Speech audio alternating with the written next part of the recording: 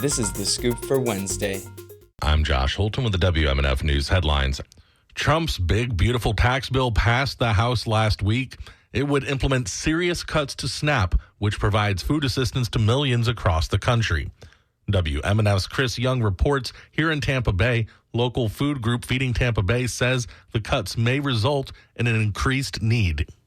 The organization serves 1 million people in West Central Florida. Lorena Hardwick, Chief External Affairs Officer for Feeding Tampa Bay, says most of the families they serve are ALICE, asset limited, income constrained, and employed. That's employed families who may not qualify for safety net programs but still aren't making enough to make ends meet.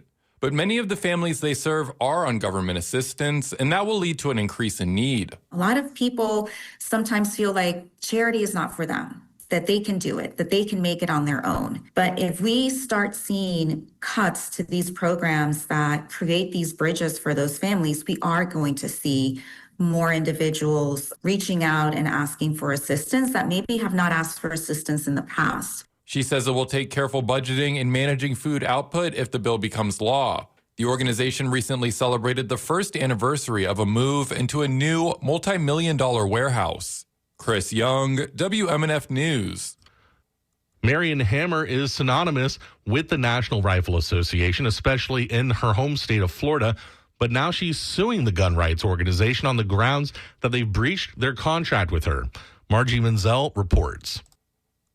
Hammer, the NRA's first woman president, is credited with the passage of Florida's Stand Your Ground law, which lets a person use deadly force in self-defense with no duty to retreat.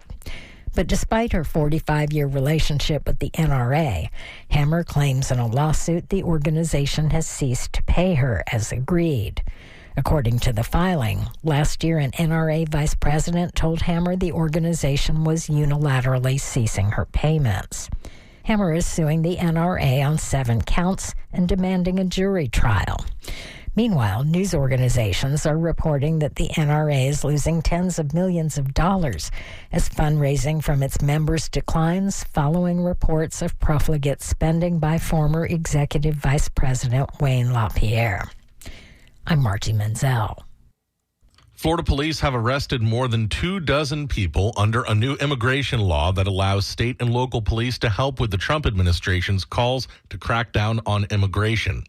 The mid-April arrests happened after that law had already been blocked by a federal judge who deemed it likely unconstitutional on April 4th, a Tampa Bay Times analysis revealed.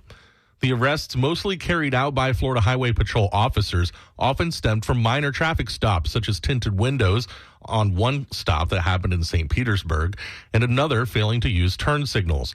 10 of the 25 individuals arrested under the law faced no other charges, and none were accused of violent crimes. 6 were merely passengers in another person's vehicle. A federal judge confirmed the enforcement ban applied to police, expressing shock that arrests had continued.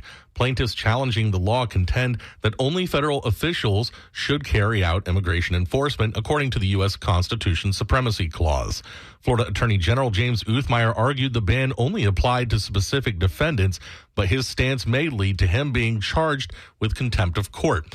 Although the Florida Highway Patrol has since ceased enforcement, legal experts warn that even if the law is found unconstitutional, the job loss, family separation, and deportation could be devastating and irreversible.